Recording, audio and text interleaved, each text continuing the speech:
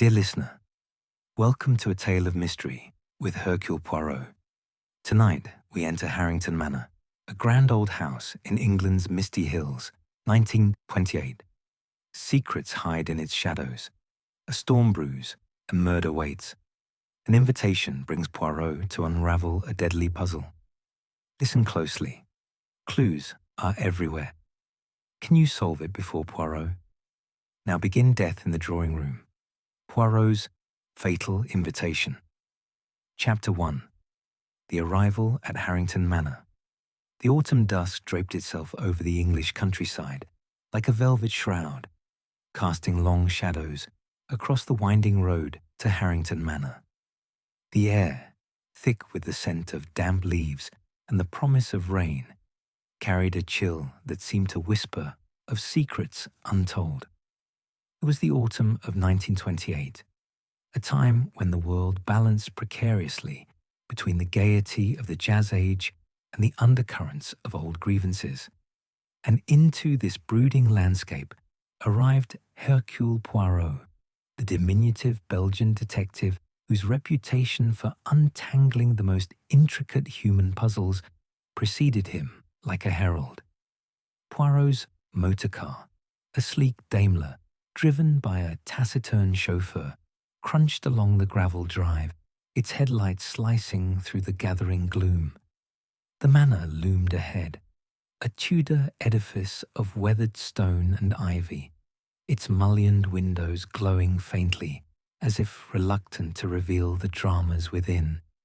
Poirot, clad in an impeccably tailored overcoat and gleaming patent leather shoes, adjusted his iconic moustaches with a fastidious flick of his gloved fingers. Mon ami, he murmured to himself, his voice a soft cadence with a Belgian lilt. What intrigue awaits in this draughty pile? The little grey cells, they are ready for the challenge. The car halted before the manor's oaken doors, and Poirot alighted, his small, precise steps betraying none of the curiosity that burned within. The butler, Mr. Jenkins, emerged to greet him, a gaunt figure with hollow cheeks and eyes that darted like those of a hunted creature. His livery was immaculate, yet his posture spoke of a man worn by years of subservience, his psychology a complex weave of loyalty laced with quiet resentment. Poirot noted the slight tremor in Jenkins' hand as he took the detective's hat and coat, a behavioral clue to a deeper unrest. "This way, Monsieur Poirot," Jenkins intoned, his voice a low monotone. "Sir Reginald awaits you in the drawing room." The vestibule of Harrington Manor was a study in faded opulence. A chandelier dripped crystal prisms that caught the flickering light of sconces, and a grand staircase spiraled upward into shadow. Portraits of stern Harrington ancestors lined the walls, their painted eyes seeming to follow Poirot as he passed. The air was heavy with the scent of beeswax polish and old wood, but beneath it lingered something less tangible, a tension, perhaps, that hung like a storm cloud. The drawing room, when Poirot entered, was a tableau of grandeur and decay. Velvet drapes the colour of claret-framed tall windows through which the last vestiges of daylight struggled against the encroaching night.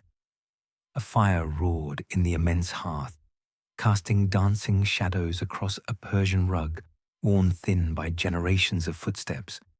The furniture, mahogany tables, brocade armchairs, spoke of wealth, but the faint mustiness suggested neglect, as if the manor itself mourned its master's preoccupations. Sir Reginald Harrington presided over this scene like a monarch on his throne. A robust man of 60, his florid complexion and barrel chest bespoke a life of indulgence, tempered by the iron will that had built his industrial empire. His factories, churning out machinery for Britain's railways, had amassed a fortune, but his psychology revealed a tyrant, imperious, quick to anger, and ever suspicious of those around him. His grey eyes, sharp as flints, fixed on Poirot with a mixture of curiosity and condescension. "Monsieur Poirot," he boomed, rising from his wing-back chair and clapping the detective on the shoulder with a force that made Poirot wince inwardly. "Welcome to Harrington Manor. Your fame precedes you, sir. A sleuth to rival Sherlock himself, eh?" Poirot inclined his head, his expression serene but his mind alert. "You flatter me, Sir Reginald. But tell me, why does a man of your stature summon Hercule Poirot to this charming abode? An invitation so mysterious, it intrigues." Sir Reginald chuckled, a sound like gravel underfoot. "A precaution, my dear fellow. Business rivals, you know. Whispers of threats, nothing more. But a weekend with fine company and finer wine should dispel such nonsense. Come, meet my household." The assembled guests, arrayed like players in a grand drama, turned their attention to Poirot. Each bore the weight of their own secrets, their psychologies as varied as the motives Poirot suspected lay beneath the surface. He catalogued them with the precision of a watchmaker, his grey cells already whirring. Lady Amelia Harrington, Sir Reginald's wife of 30 years, sat poised on a settee, her silver hair swept into an elegant chignon. Her beauty, though faded by time, retained an ethereal quality, her delicate features softened by a life of refinement. Yet her eyes, a pale blue that seemed to see beyond the room, betrayed a latent dissatisfaction. Poirot sensed a motive rooted in years of emotional neglect, perhaps exacerbated by whispers of an affair, gossip that clung to her like the faint perfume she wore. Her fingers toyed with a string of pearls, a nervous habit that spoke of inner turmoil. Victor Harrington, the son and heir apparent, lounged indolently by the mantelpiece, a glass of whiskey dangling from his hand. At 28, his handsome features were marred by a perpetual sneer, his tousled dark hair and rumpled evening attire suggesting a life of dissipation. His psychology was that of a thwarted prince, his ambition to inherit the Harrington fortune, checked by his father's threats of disinheritance. "Father's got a bee in his bonnet about the will again," Victor drawled, his tone laced with mockery. Poirot noted the resentment in his voice, a motive as ancient as avarice itself.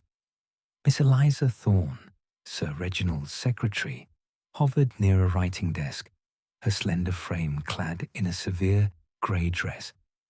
Her mousy brown hair was pinned tightly, and her spectacles magnified eyes that darted nervously. Her efficiency was evident in the neat stack of papers before her.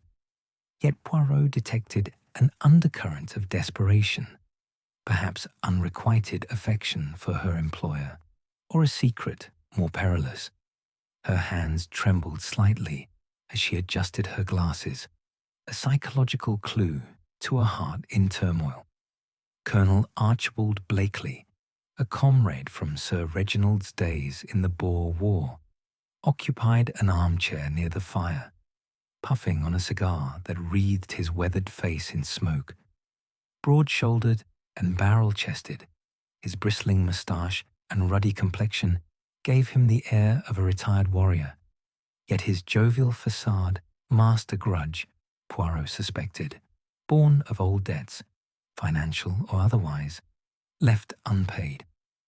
"Reggie and I go back decades," the Colonel said heartily, but his eyes flickered with something darker, a motive simmering like gunpowder.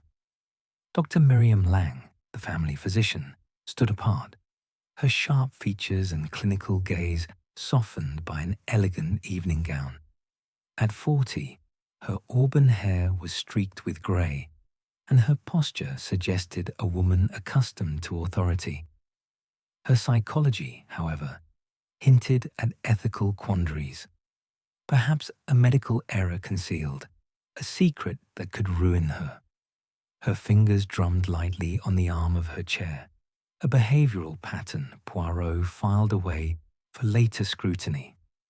And then there was Jenkins, the butler, ever in the periphery, his civility a mask for potential resentment.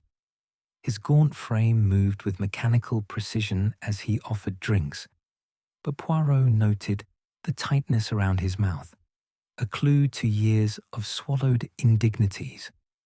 A servant of 20 years, Jenkins' loyalty was unquestioned, yet his psychology suggested a man who might harbour thoughts of revenge against a master who treated him as chattel. "Dinner is served, sir," Jenkins announced, his voice cutting through the murmur of conversation. The group adjourned to the dining hall, a cavernous room lit by a chandelier that glittered like a constellation. The table was set with silver and crystal, but the atmosphere was anything but festive. Poirot observed the undercurrents: Victor's sullen glare at his father, Eliza's trembling hand as she poured wine, the Colonel's forced laughter at an old war story. Lady Amelia sat rigidly, her eyes fixed on some distant point, while Dr. Lang's gaze darted to the clock, as if marking time until an inevitable reckoning. Sir Reginald, at the head of the table, dominated the meal with tales of his industrial triumphs. The railways, Poirot. They're the lifeblood of empire. My factories keep them running, though not without enemies. His tone was boastful, but Poirot detected a note of unease, a clue to the threats that had prompted his summons. As the first course was cleared, the rain began in earnest, a relentless drumming against the windows that seemed to echo the tension within. Poirot's eyes scanned the room, noting physical details: a muddied footprint near the French doors, barely visible against the polished floor, a clue, perhaps, of an outsider, or a red herring planted by a cunning hand. The firelight caught a glint of silk in the hearth grate, a scrap of fabric that seemed out of place. He filed these observations away, his mind a ledger of potential evidence. "Tell me, Sir Reginald," Poirot said, his voice cutting through the clatter of cutlery. "These threats you speak of, what form do they take?" The industrialist waved a dismissive hand. "Letters, mostly. Anonymous, full of bile. Rivals jealous of my success, no doubt. But with you here, Poirot, I feel quite secure." The detective smiled thinly. "Hercule Poirot is always at the service of order and method. But tell me, who among your circle might wish you ill?" A hush fell over the table. Lady Amelia's pearls clicked softly, Victor's glass paused midway to his lips, and Eliza's pen froze above her notebook. The Colonel coughed, and Dr. Lang's fingers stilled. Jenkins, clearing plates, seemed to linger longer than necessary. "Nonsense," Sir Reginald barked, though his eyes betrayed a flicker of doubt. "This is my family, my trusted circle. No one here would dare." Poirot inclined his head, his expression inscrutable. "Of course, monsieur, but the human heart, it is a labyrinth, and Hercule Poirot, he navigates it well." As the meal concluded and the party returned to the drawing room, the storm outside intensified, thunder rolling like a warning. The stage was set, the players in place, and Poirot sensed the invisible threads of motive and opportunity weaving together. The little grey cells hummed with anticipation, for he knew that before the night was out, the manor's secrets would begin to unravel. Chapter 2. The Fatal Gathering. The drawing room of Harrington Manor, bathed in the amber glow of firelight, was a crucible of unspoken tensions as the evening deepened. The storm outside raged with unrelenting fury, its gusts rattling the mullioned windows as if demanding entry to witness the drama unfolding within. The air was thick with the mingled scents of cigar smoke, aged brandy, and the faint mustiness of a house too long steeped in its own secrets. Hercule Poirot, seated in a high-backed chair near the hearth, observed the assembled company with the keen eye of a naturalist studying a volatile ecosystem. His small, precise hands rested lightly on his lap, but his grey cells were alight, cataloguing every glance, every gesture, every tremor of the human soul. Sir Reginald Harrington dominated the room, his robust frame ensconced in a wing-back chair that seemed to bow beneath his authority. His florid face, flushed with the warmth of brandy and the thrill of his own verbosity, glowed as he recounted tales of industrial conquests. "The railways, my friends," he boomed, his voice a thunderclap in the intimate space. "They are the arteries of progress, and I am their lifeblood.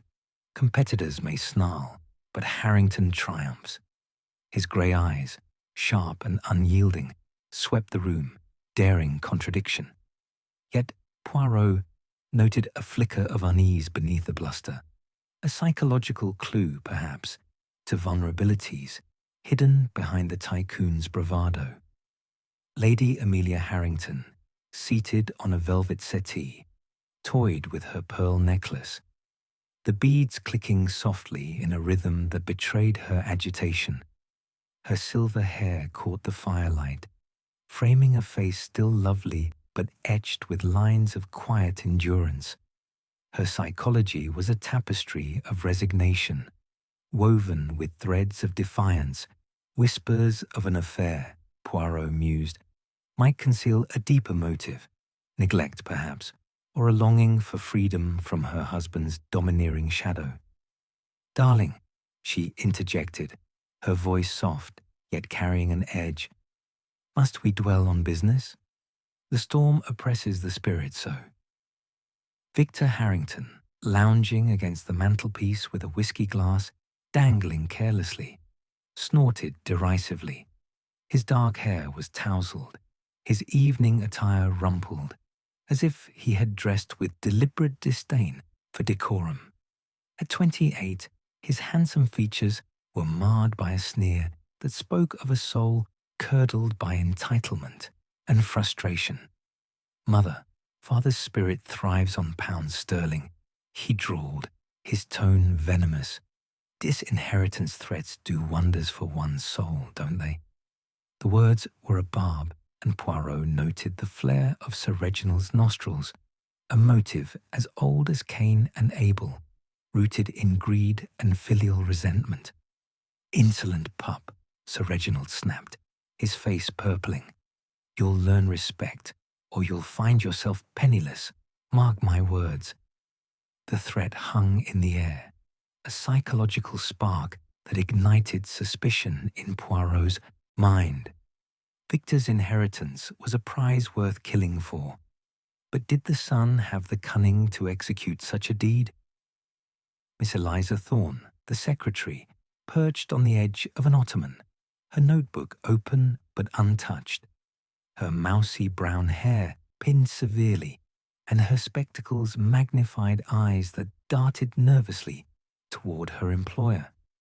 Her slender frame was clad in a grey dress that seemed to fade into the background, yet her presence was anything but inconsequential.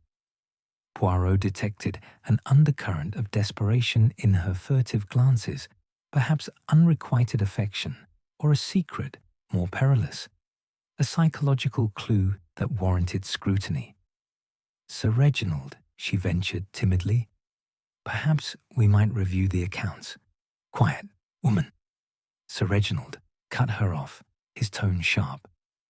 Eliza flushed, her hands trembling as she clutched her notebook, and Poirot filed away this exchange. A motive born of humiliation, or something deeper? Colonel Archibald Blakely, puffing on a cigar, occupied an armchair near the fire. his weathered face wreathed in smoke. His broad shoulders and bristling moustache gave him the air of a retired warrior, yet his joviality seemed forced, a mask for a grudge that Poirot suspected stemmed from old debts, financial or honor-bound, from their shared past in the Boer War. "Reggie, old chap," the colonel said, his voice hearty but his eyes guarded. "Remember the Transvaal, debts of honor and all that. Water under the bridge, eh?" The words were light, but Poirot noted a shadow cross Sir Reginald's face. A timeline inconsistency, perhaps, in their shared history, hinting at a motive smouldering like gunpowder. Dr. Miriam Lang, the family physician, stood near a bookcase, her sharp features softened by an elegant evening gown that contrasted with her usual clinical attire. Her auburn hair, streaked with grey, was pulled back, and her gaze was steady but betrayed a subtle anxiety, her fingers drumming lightly on the shelf, a behavioural pattern Poirot marked as significant. Her psychology suggested a woman wrestling with ethical quandaries, perhaps a medical error concealed, a secret that could ruin her reputation. Her access to poisons, given her profession, was a detail not lost on the detective. Jenkins, the butler, glided into the room with a silver tray bearing a tea service, his gaunt frame moving with the precision of long habit. His hollow cheeks and darting eyes spoke of a man who had swallowed years of indignities, his civility a mask for potential resentment. "Your evening libation, sir," he intoned, placing the tray before Sir Reginald. Poirot observed the butler's hands, steady, yet with a faint tremor when Sir Reginald barked an order. A psychological profile emerged, loyalty tempered by quiet rage, a motive that could fester into something deadly. As the tea was poured, conversation turned to matters of the estate. Sir Reginald, swirling his brandy, dropped a bombshell with calculated nonchalance. "I've amended my will," he announced, his voice carrying a note of defiance. Certain indiscretions demanded. The Harrington fortune must be protected. Gasps rippled through the room, and Poirot's eyes narrowed, cataloguing reactions. Lady Amelia's pearls stilled. Victor's glass trembled. Eliza's pen froze. The colonel's cigar paused mid-puff, and Dr. Lang's fingers ceased their drumming. Jenkins, clearing a glass, lingered a moment too long, his face impassive, but his eyes alight with something unreadable.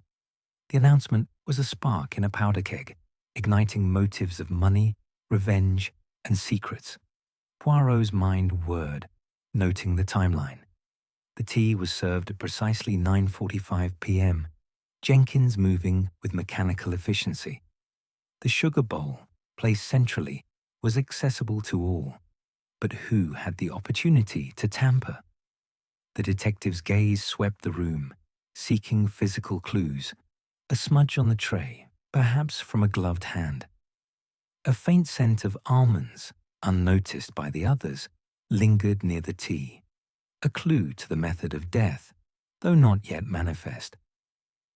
The conversation meandered, Sir Reginald's voice growing louder as he recounted a rival's failed attempt to sabotage his factories. "They thought to ruin me," he sneered, "but I'm untouchable." His bravado, Poirot noted, masked a fear of vulnerability, a psychological thread to unravel.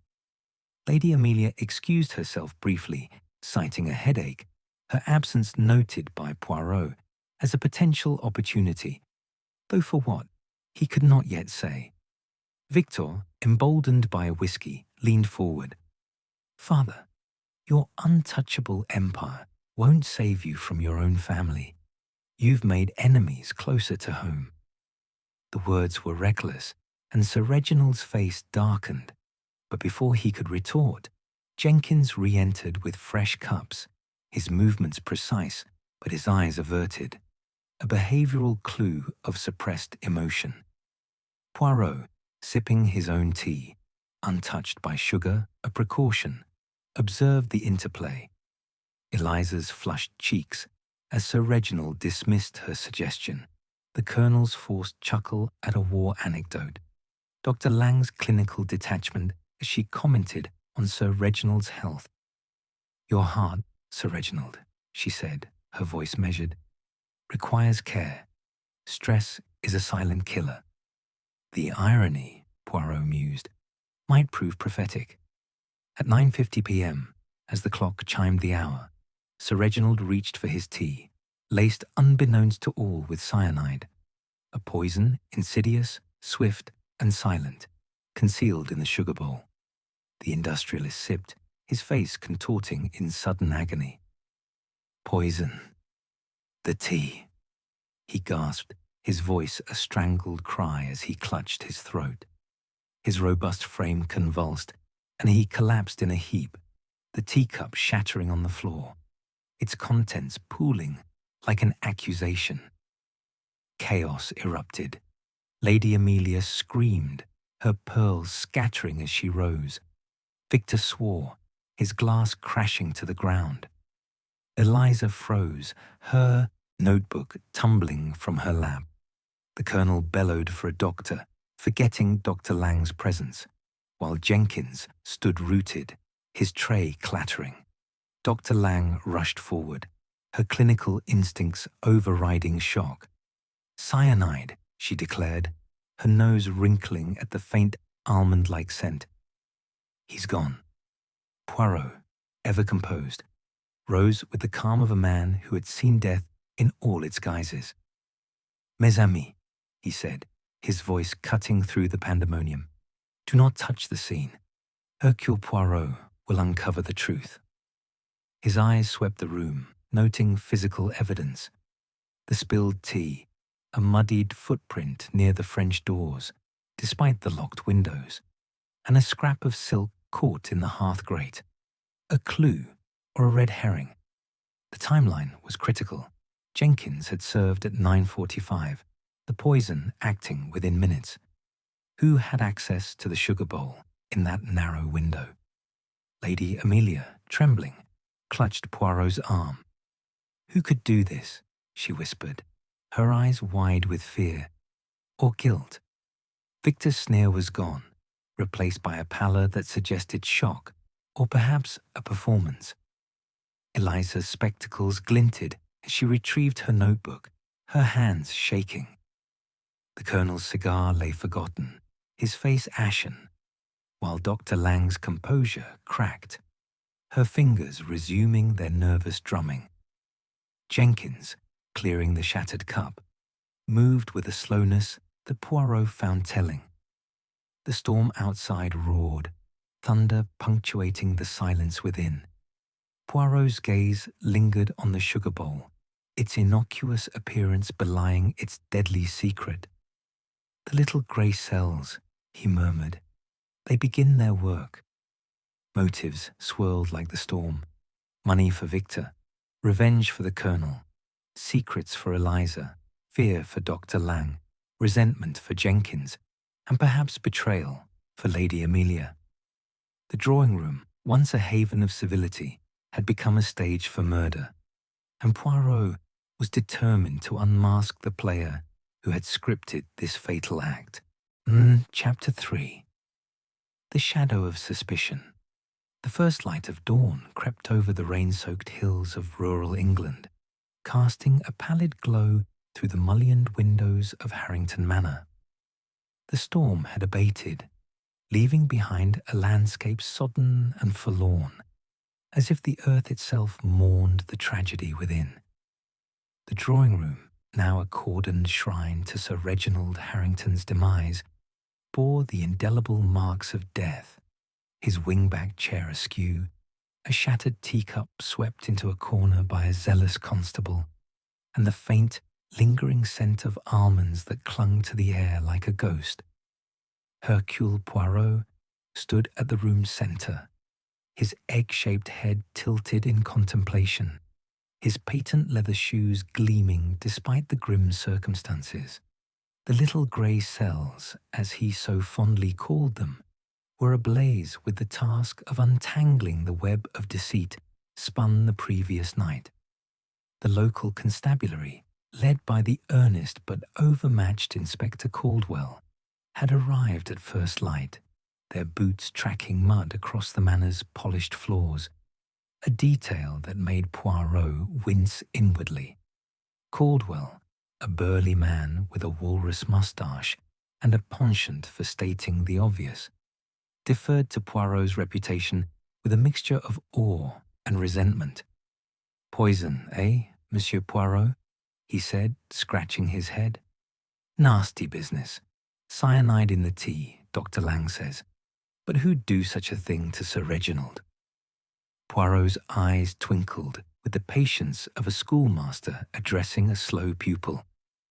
"Inspector, the question is not merely who, but why and how. The method, it is cyanide, yes, administered in the sugar bowl. The opportunity, it is narrow, between Jenkins's service at 9:45 and Sir Reginald's collapse at 9:50. The motive, it is the heart of the puzzle, and for that we must explore the minds of those present." He gestured to the drawing room, now a crime scene, its opulent decay underscored by the morning's grey light. "Let us begin with the evidence." Poirot's meticulous gaze swept the room, cataloguing physical clues. Near the French doors, locked from within, a faint, muddied footprint caught his eye, too small for a man's boot, suggesting a lady's shoe. Yet the rain had ceased before the murder, raising questions of timing. A scrap of silk, torn and singed, lay caught in the hearth-grate, its deep claret hue reminiscent of Lady Amelia's gown. A red herring, perhaps, or a deliberate plant. The sugar bowl, now in police custody, bore no fingerprints, a detail that spoke of premeditation. Poirot noted the tray's position, slightly askew, as if jostled in haste. These were the threads of the tapestry, and he would weave them together with care. The detective's first task was to interrogate the suspects, and the library, with its towering shelves of leather-bound tomes and the faint scent of old paper, served as his stage. The room's gloom matched the mood, its heavy drapes drawn against the dawn, as if to shield the manor's secrets from the light. Poirot seated himself behind a mahogany desk, his small frame commanding despite its diminutive size, and summoned the household one by one. Lady Amelia Harrington entered first, her silver hair still impeccably coiffed, though her pale blue eyes were red-rimmed from sleeplessness or feigned grief.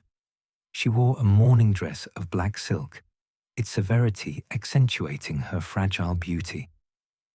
"Monsieur Poirot," she said, her voice a tremulous whisper, "this is a nightmare.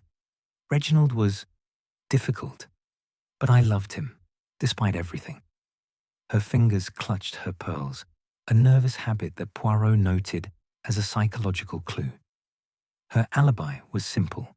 She had retired to her chamber at 9:30 p.m., citing a headache, and remained there until the screams drew her back.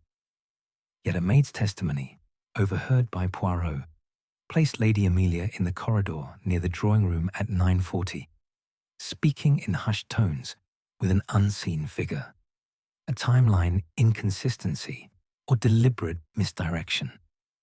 "Madame," Poirot said, his tone gentle but probing, "your husband spoke of amending his will. Did this distress you?" Lady Amelia's lips tightened. Reginald was always changing his mind. He thrived on control, but I had no reason to wish him harm.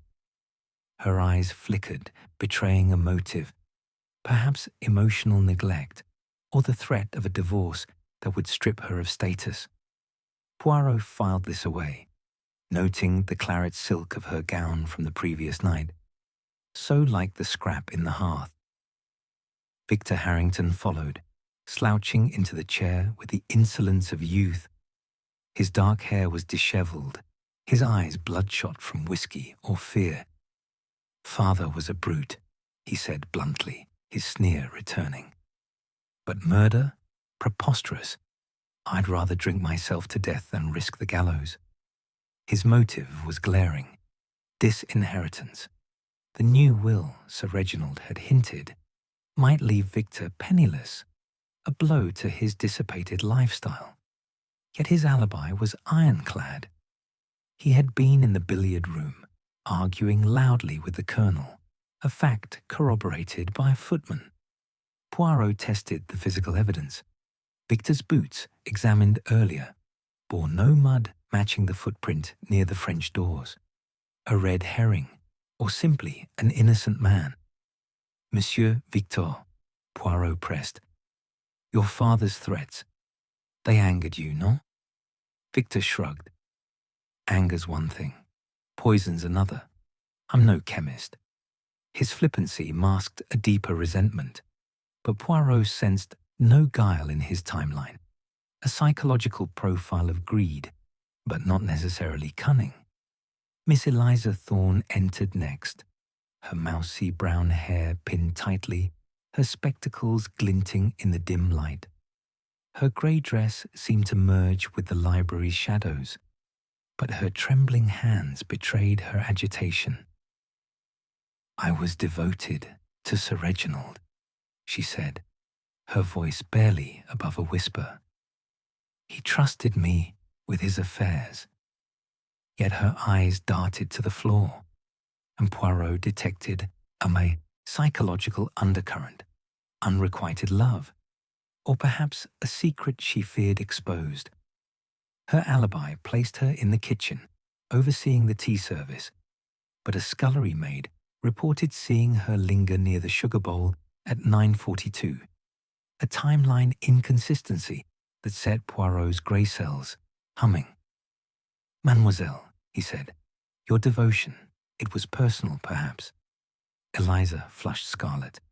I respected him, nothing more. But her trembling intensified, and Poirot noted a motive, humiliation, or a deeper secret tied to her role as confidant. Colonel Archibald Blakely strode in, his broad shoulders filling the doorway, his cigar replaced by a nervous tick in his jaw.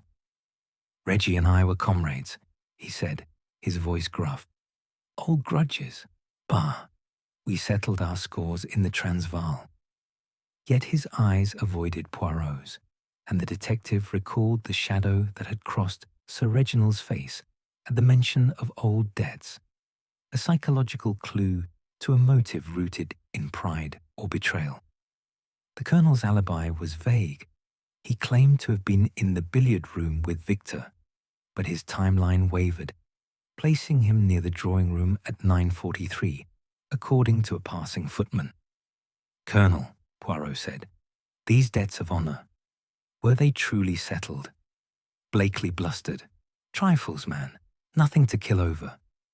But his defensiveness suggested otherwise, and Poirot marked him as a suspect with a smouldering grudge. Dr. Miriam Lang was next, her sharp features composed, but her fingers resuming their nervous drumming on the desk's edge.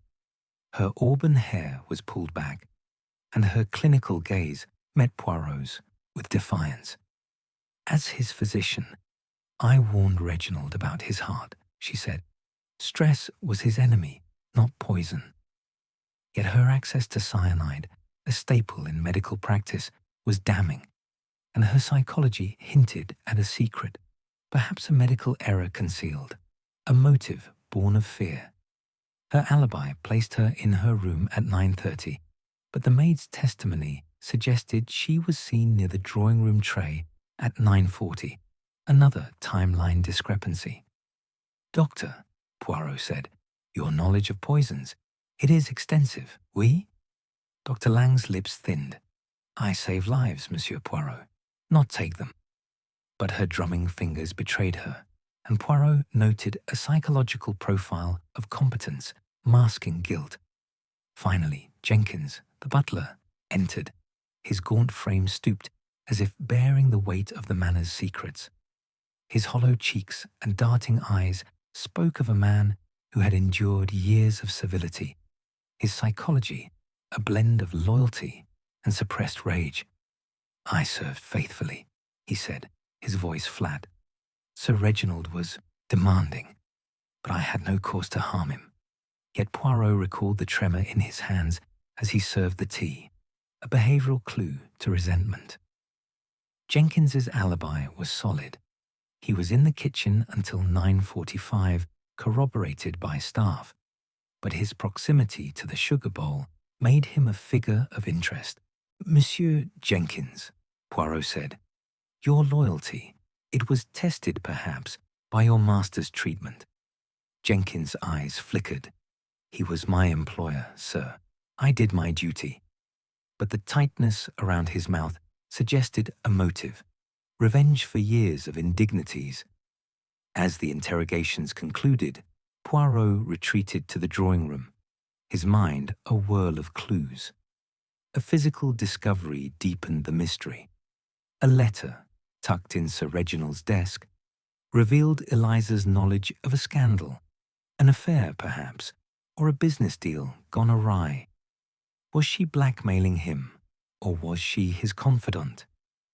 The letter hinted at a psychological motive, but its ambiguity was a red herring designed to mislead.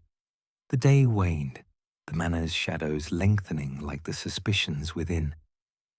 Poirot paced the drawing room, his gaze lingering on the footprint, the silk scrap, the absent fingerprints on the sugar bowl. The timeline was a puzzle. 5 minutes from service to death, a narrow window for poison. The psychological profiles, greed, revenge, fear, love, wove a tapestry of motives, each suspect a thread in the intricate design. Lady Amelia's alibi wavered. Victor's greed was palpable. Eliza's secret simmered. The Colonel's grudges lingered. Dr. Lang's expertise was suspect, and Jenkins' resentment smouldered. Outside, the sky darkened, the promise of another storm mirroring the turmoil within. Poirot's grey cells worked tirelessly, piecing together the fragments of evidence, seeking the pattern that would reveal the murderer. The drawing room, once a haven of civility, was now a battlefield of deception, and Hercule Poirot was its master strategist, determined to uncover the truth before the next blow fell. Chapter 4. Threads of Deceit. The midday sun struggled through a veil of clouds, casting a wan light over Harrington Manor, its Tudor facade glistening with the remnants of the previous night's storm. The air was heavy with the scent of wet earth and decaying leaves, a fitting backdrop to the miasma of suspicion that now permeated the household. Within the manor's walls, the drawing room remained a silent witness to Sir Reginald Harrington's murder, its opulent decay underscored by the cordon of police tape and the faint chalk outline where his body had fallen. Hercule Poirot, his egg-shaped head tilted in contemplation, paced the gravel paths of the manor's grounds, his patent leather shoes carefully avoiding puddles, as his grey cells wove together the threads of evidence gathered thus far. The morning's interrogations had left a tapestry of motives and alibis, each suspect a knot in the intricate design of deceit. The cyanide in the tea, administered via the sugar bowl, required both opportunity and cunning, and Poirot's mind churned with the possibilities. Lady Amelia's fragile composure, Victor's seething greed, Eliza's hidden desperation, Colonel Blakely's smouldering grudge, Dr. Lang's clinical unease, and Jenkins' suppressed resentment. The physical clues, the muddied footprint near the French doors, the scrap of claret silk in the hearth, the absence of fingerprints on the sugar bowl, were matched by psychological undercurrents, timeline inconsistencies, nervous tics, and veiled confessions. Poirot knew the truth lay in the interplay of these elements, and he resolved to probe deeper, to unravel the web before another thread snapped. His first task was to examine the grounds, where the rain-softened earth might yield further evidence. The herb garden, tucked behind the manor's west wing, drew his attention, its neat rows of rosemary and thyme glistening under the drizzle. Poirot's keen eye spotted a disturbance, a set of footprints, unmistakably those of a lady's heel, pressed into the mud near a patch of bitter almond shrubs, a plant known to contain cyanogenic compounds, the precursor to cyanide. The discovery was electrifying, yet puzzling.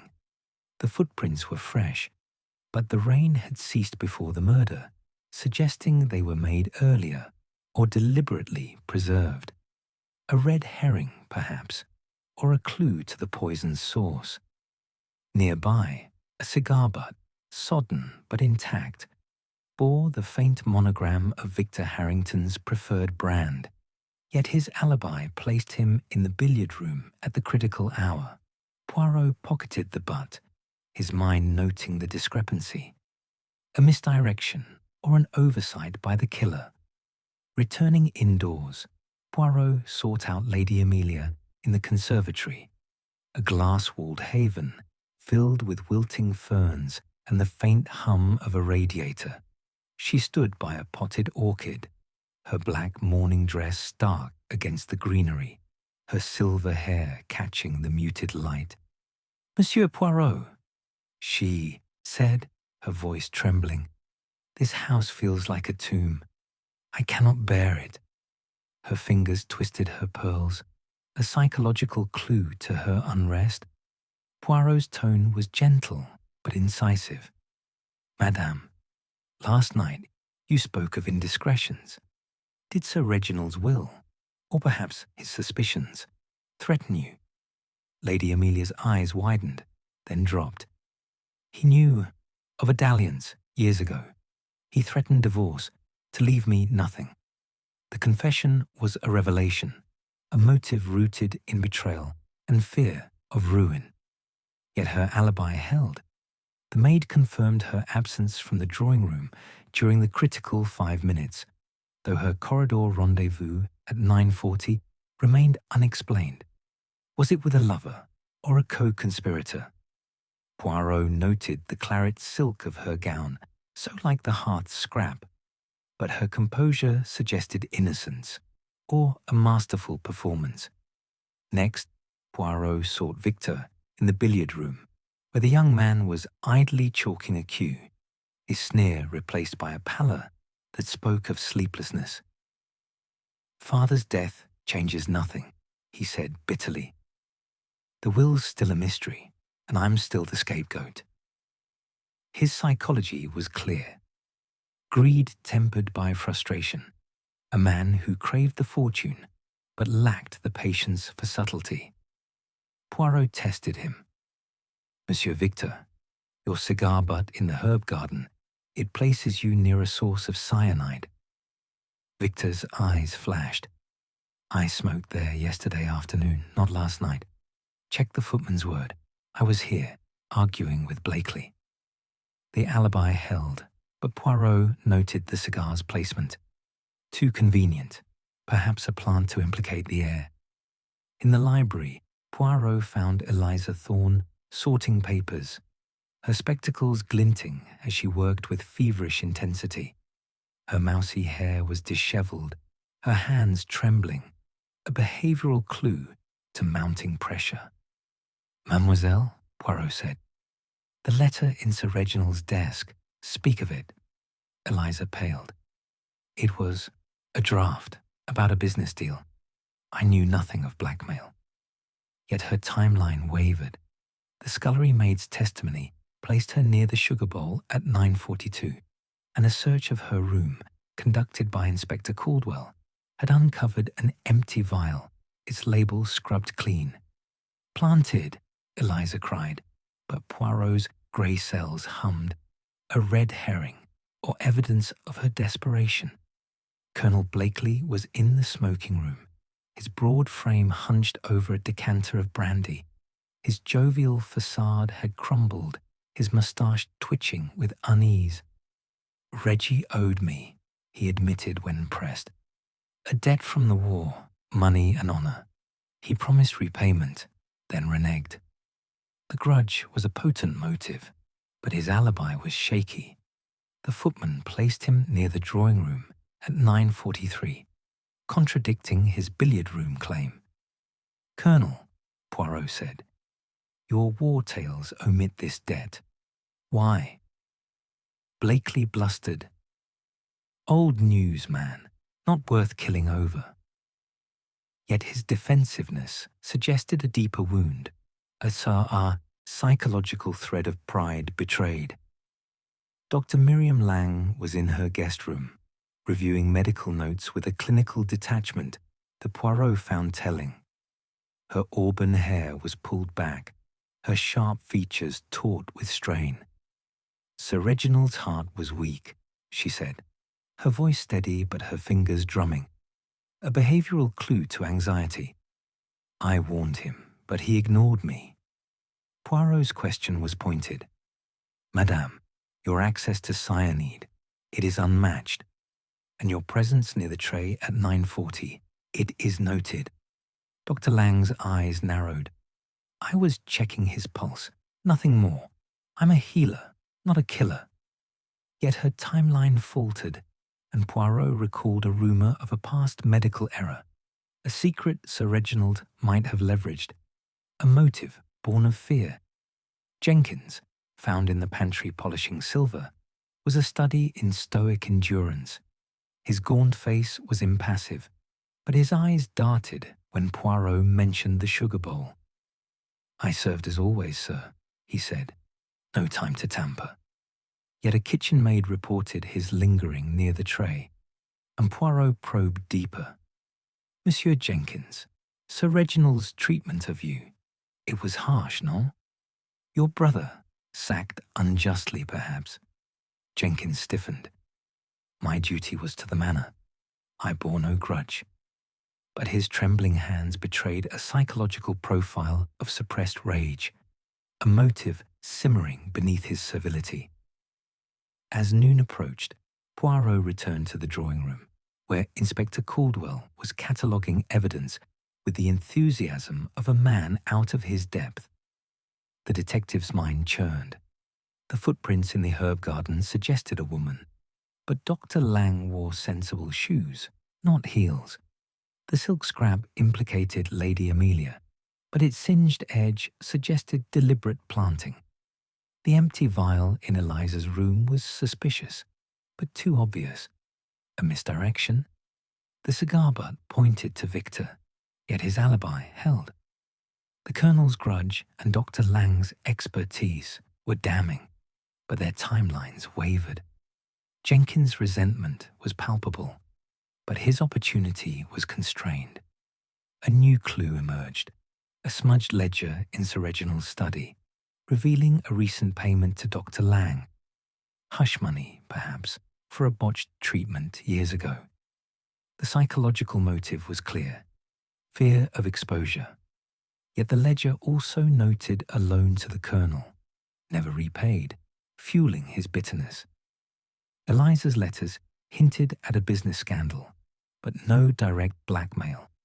Lady Amelia's dalliance, confirmed by a servant's gossip, suggested a divorce threat, while Victor's disinheritance loomed large. Jenkins' brother, sacked for theft, added a layer of revenge to the butler's profile. Poirot's grey cells worked tirelessly, piecing together the mosaic. The timeline was critical. 9:40 to 9:45, a 5-minute window for the poison to be added. The sugar bowl, accessible to all, was the key. But the absence of fingerprints suggested gloves, a premeditated act. The footprints, the silk, the vial, all could be plants, designed to mislead. The psychological clues, Lady Amelia's fear, Victor's greed, Eliza's desperation, The Colonel's pride, Dr. Lang's guilt, Jenkins' resentment wove a complex pattern, each suspect a potential weaver of the fatal thread. As the clock struck noon, Poirot stood by the French doors, gazing at the rain-soaked grounds. The manor pulsed with paranoia, each suspect eyeing the other with suspicion. The detective's mind was a crucible, refining the raw ore of evidence into the gold of truth. "The little grey cells," he murmured. "They see the pattern emerging." The murder was a chess game, and Poirot was a grandmaster, moving pieces in his mind. The next move, he knew, would tighten the web, drawing the killer closer to exposure. Chapter 5. The web tightens. The afternoon sun, struggling through a shroud of clouds, cast long, wavering shadows across the polished floors of Harrington Manor. The air was thick with the damp scent of rain-soaked earth, mingling with the faint mustiness of the manor's ancient walls, as if the house itself exhaled the weight of its secrets. The drawing room, still cordoned as a crime scene, stood silent, its velvet drapes drawn against the daylight, the chalk outline of Sir Reginald Harrington's body a grim reminder of the previous night's horror. Hercule Poirot, his egg-shaped head tilted in concentration, stood by the hearth, his patent leather shoes gleaming as his grey cells wove together the intricate threads of evidence. The murder of Sir Reginald, cyanide in the tea, administered via the sugar bowl, was a puzzle of precision, and the detective sensed the solution was tantalizingly close, hidden in the interplay of motives, clues, and human frailties. The morning's discoveries had tightened the web of suspicion. Footprints in the herb garden, suggesting a woman's heel near a source of cyanide, a scrap of claret silk in the hearth, possibly from Lady Amelia's gown, an empty vial in Eliza Thorne's room, perhaps planted, a cigar butt implicating Victor Harrington, yet countered by his alibi, and ledger entries hinting at blackmail, debts, and scandals. The psychological profiles of the suspects, Lady Amelia's fear of divorce, Victor's greed, Eliza's desperation, Colonel Blakely's wounded pride, Dr. Lang's concealed guilt, and Jenkins' simmering resentment, formed a tapestry of motives, each thread vibrant with potential. The timeline, a mere 5 minutes from Jenkins' tea service at 9:45 p.m. to Sir Reginald's collapse at 9:50, was the crucible in which Poirot's deductions would be forged. Determined to probe deeper, Poirot reconvened the suspects in the drawing room, its atmosphere heavy with paranoia. The fire had been relit, casting flickering shadows that danced like accusing spectres across the portraits of stern Harrington ancestors. The suspects, summoned by Inspector Caldwell's bumbling insistence, took their places with varying degrees of reluctance. Lady Amelia, pale and composed on the settee.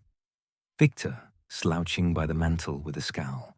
Eliza, clutching her notebook as if it were a shield. Colonel Blakely, puffing nervously on a fresh cigar. Dr. Lang, her clinical gaze darting to the clock. And Jenkins, hovering in the periphery, his gaunt face a mask of servility. Poirot, standing at the room's center, commanded their attention with the quiet authority of a maestro before a symphony. "Mesdames et messieurs," he began, his Belgian accent precise and theatrical.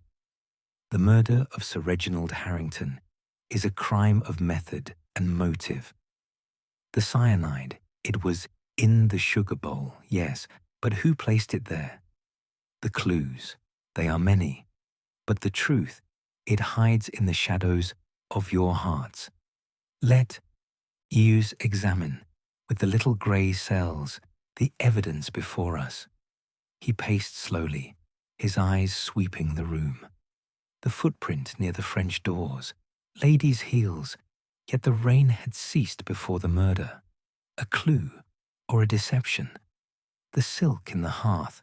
It matches Madame Amelia's gown. But is it torn by accident or design? The vial in Mademoiselle Eliza's room. Empty, but suspicious. The cigar butt in the garden. It points to Monsieur Victor. Yet his alibi stands firm. And the ledger? Oh, it speaks of debts, scandals, secrets. Each of you have a motive, non?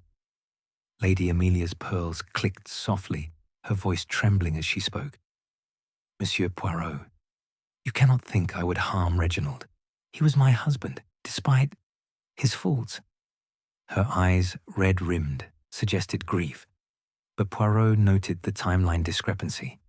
The maid's testimony of her corridor rendezvous at 9:40, possibly with a lover. Madame, he said, your dalliance. It was known to Sir Reginald. The threat of divorce. It was a wound to your pride, your security, oui? She flushed, her composure cracking. It was years ago, a mistake. He forgave me, or so I thought. The confession deepened her motive, fear of ruin, but her absence from the drawing room at 9:45 suggested innocence, unless she had an accomplice. Victor snorted, his sneer returning. Father's forgiveness was as real as his promises. He'd have cut us all off, mother included. His psychology was clear, greed laced with desperation, his inheritance threatened by the new will. Poirot's gaze was sharp. Monsieur Victor, your cigar butt in the herb garden, it is curious, non? Yet you claim you were elsewhere. Victor's eyes narrowed. I told you, I smoked there yesterday. Someone's framing me, and I'd wager it's one of this lot. His accusation hung in the air, a psychological spark igniting suspicion, but his alibi, corroborated by the footman, held firm. Eliza Thorne, her spectacles glinting, gripped her notebook tightly. I was loyal, she insisted, her voice quavering. The vial, it's not mine. Someone placed it to ruin me. Poirot nodded thoughtfully. Mademoiselle, the letter in Sir Reginald's desk, it hints at a scandal you knew. Was it leverage or loyalty? Her flush deepened, a behavioral clue to her turmoil. I kept his confidences, she said. He trusted me. Yet the scullery maid's testimony placed her near the sugar bowl at 9:42, and the vial suggested a desperate act or a clever frame. Colonel Blakely, his cigar trembling, blustered. This is nonsense, Poirot. Reggie and I had our differences, but murder? Preposterous. His pride, wounded by unpaid debts from the Boer War, was a potent motive, and his shaky alibi, near the drawing room at 9:43, made him suspect. Colonel, Poirot said, you're dead. It was not merely financial, was it? Honor, it stings deeper than money. Blakely's face reddened, but he offered no reply. His silence a psychological admission of lingering resentment. Dr. Miriam Lang's fingers resumed their nervous drumming, her clinical facade cracking under Poirot's scrutiny. I was his physician, nothing more, she said. My duty was to his health. Yet her access to cyanide and the ledger's hint of a payment, perhaps hush money for a past error, suggested a motive born of fear. Madame, Poirot pressed, your presence near the tray at 9:40, it is noted, and your expertise with poisons, it is formidable. Dr. Lang's eyes flashed. I save lives, monsieur. Accuse me if you dare. Her defensiveness was a clue, her timeline wavering under scrutiny. Jenkins, summoned last, stood rigid, his hollow cheeks betraying no emotion, but his eyes darting nervously. I serve the tea, sir, as always, he said. I had no cause to harm the master. Yet Poirot recalled the tremor in his hands, the kitchen maid's report of his lingering near the tray, and the sacked brother, a motive of revenge. Monsieur Jenkins, Poirot said, your loyalty, it was tested by Sir Reginald's cruelty, non? Your brother's disgrace, it burns still. Jenkins' lips tightened, a psychological clue to suppressed rage. But his alibi, backed by kitchen staff, was solid. As the interrogations concluded, Poirot retreated to the manor's grounds, seeking clarity in the open air. The herb garden, still damp, yielded a new clue. A single pearl, half buried in the mud near the footprints, matching Lady Amelia's necklace. Was it dropped in haste or planted to implicate her? The cigar butt, upon closer inspection, was fresher than Victor claimed, suggesting a later visit to the garden. Yet his alibi held. The vial in Eliza's room, Poirot mused, was too obvious, a red herring to divert suspicion. The ledger's entries deepened the motives. Dr. Lang's payment, the Colonel's debt, Eliza's scandal, Lady Amelia's dalliance, Victor's disinheritance, Jenkins' brother, all threads in a tapestry of deceit. A servant's gossip revealed another layer. Dr. Lang's secret addiction to laudanum, funded by Sir Reginald's payments, a reversal of blackmail. The Colonel's war stories, overheard by a footman, omitted a betrayal in the Transvaal, where Sir Reginald had claimed credit for Blakely's heroism, a wound to pride that festered. Eliza's letters, re-examined, were not blackmail, but pleas for Sir Reginald's trust, suggesting loyalty rather than treachery. Lady Amelia's rendezvous, the maid clarified, was with the Colonel, a motive for both, or a misdirection. Poirot's mind churned, the timeline his anchor. 9:40 to 9:45, a narrow window for the poison. The sugar bowl, wiped clean of prints, suggested gloves, a premeditated act. The footprints, pearl and silk, were potential plants, designed to mislead. The psychological clues, Lady Amelia's fear, Victor's greed, Eliza's desperation, the Colonel's pride, Dr. Lang's guilt, Jenkins' resentment, pointed to a killer who knew the household secrets intimately. The manor pulsed with paranoia, each suspect a pawn in a deadly game. As evening approached, Poirot stood by the French doors, gazing at the darkening sky. A new storm brewed, its thunder a mirror to the tension within. The little grey cells, he murmured. They see the pattern tightening. The murder was a chessboard, and Poirot was closing in on checkmate, the killer's identity shimmering just beyond reach. The next revelation, he knew, would bring the truth into sharp relief, and he resolved to confront it head-on. Chapter 6. The Grand Revelation. The evening descended upon Harrington Manor like a velvet curtain, its brooding shadows enveloping the drawing room where the suspects now gathered, summoned by Hercule Poirot's implacable command. The firelight danced across the walls, casting flickering accusations upon the portraits of stern Harrington ancestors, their painted eyes seeming to judge the living. The air was heavy with the scent of burning logs and the lingering tension of unspoken guilt, as if the manor itself held its breath, awaiting the revelation of its darkest secret.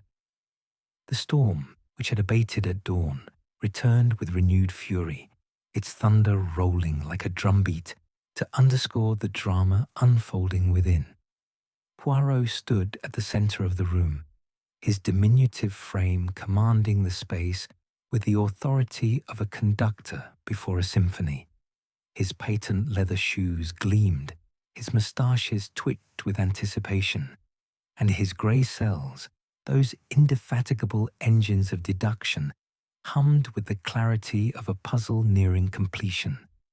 The suspects, arrayed like pieces on a chessboard, watched him with a mixture of dread and fascination. Lady Amelia Harrington, her silver hair aglow in the firelight, clutching her pearls.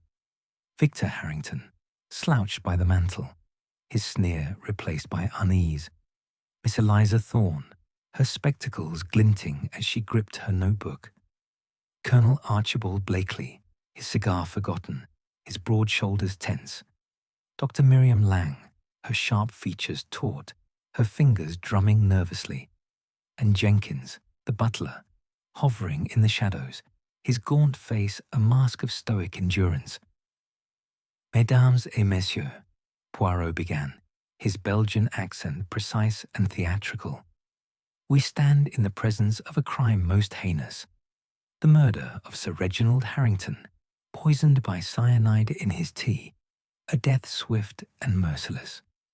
The sugar bowl, it was the vessel of death, and within this room lies the hand that wielded it. Hercule Poirot, he does not rest until the truth is revealed.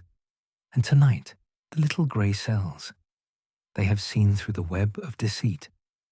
He paced slowly, his eyes sweeping the assembly, noting every flinch, every averted gaze. The clues, they are many, and they mislead.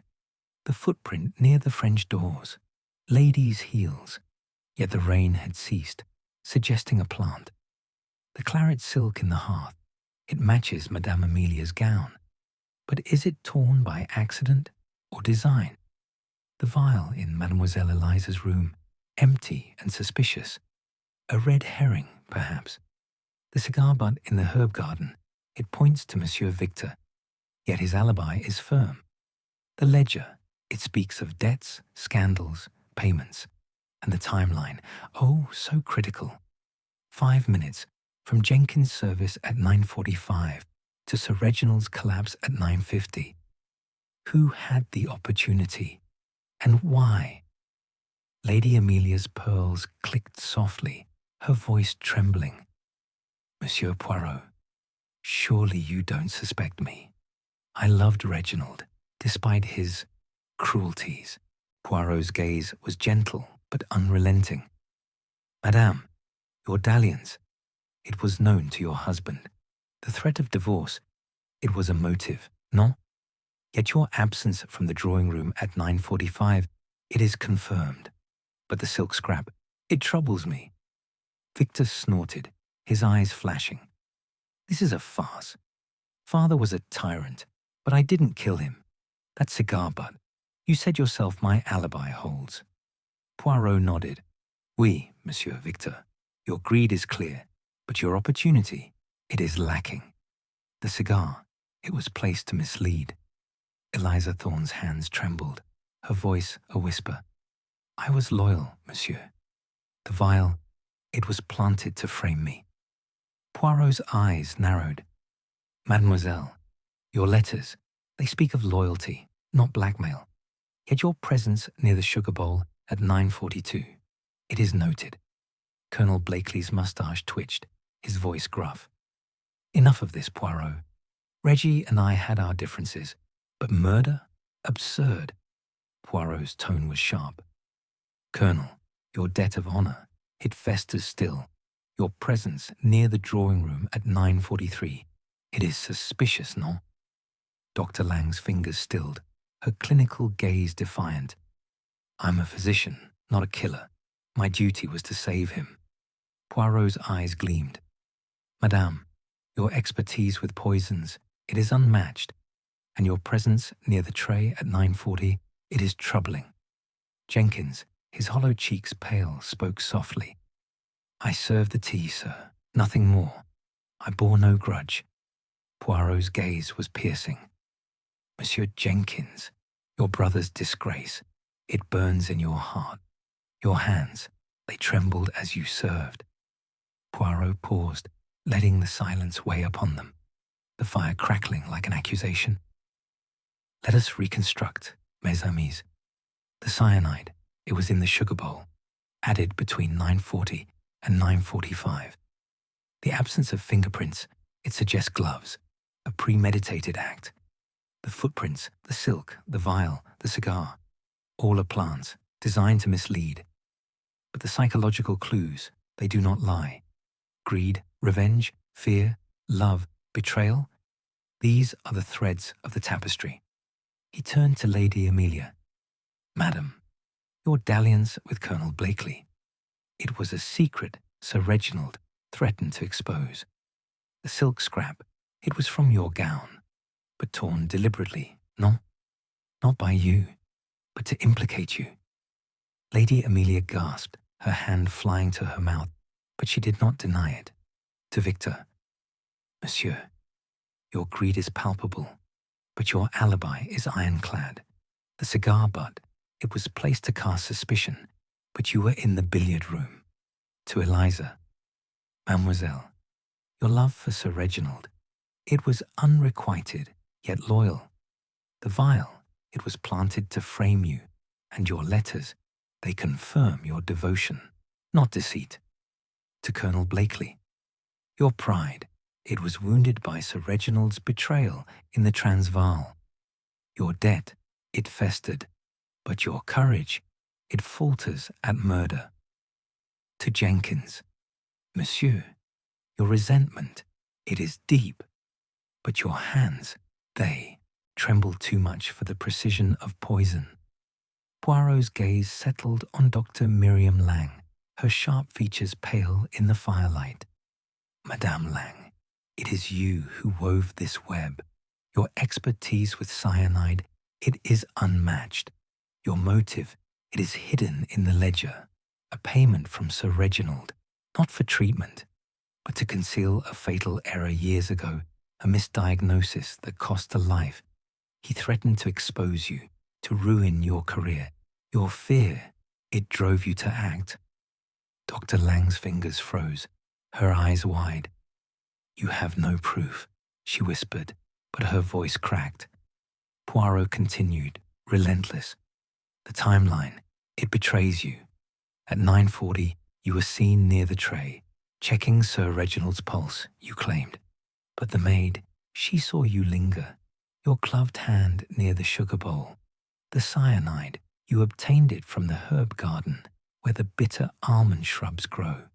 The footprints, they are yours, in borrowed heels to implicate Madame Amelia. The silk, you tore from her gown during a fitting, planting it in the hearth.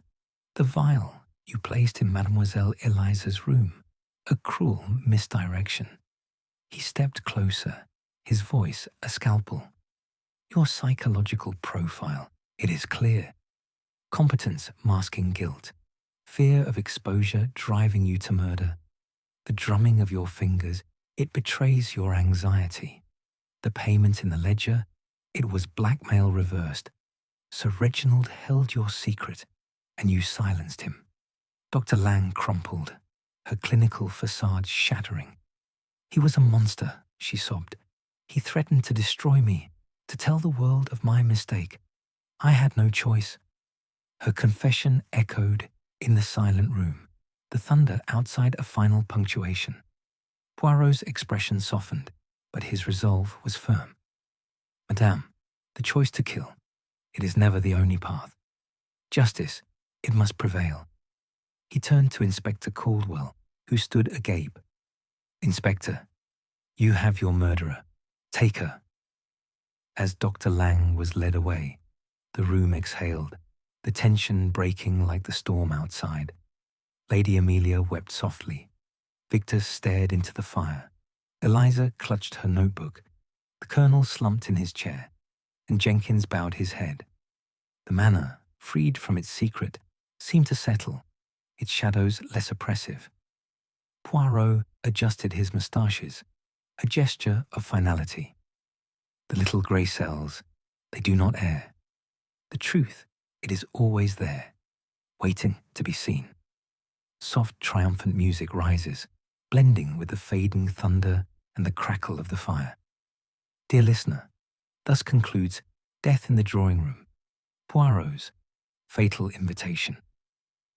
The web of deceit is unravelled, the murderer unmasked.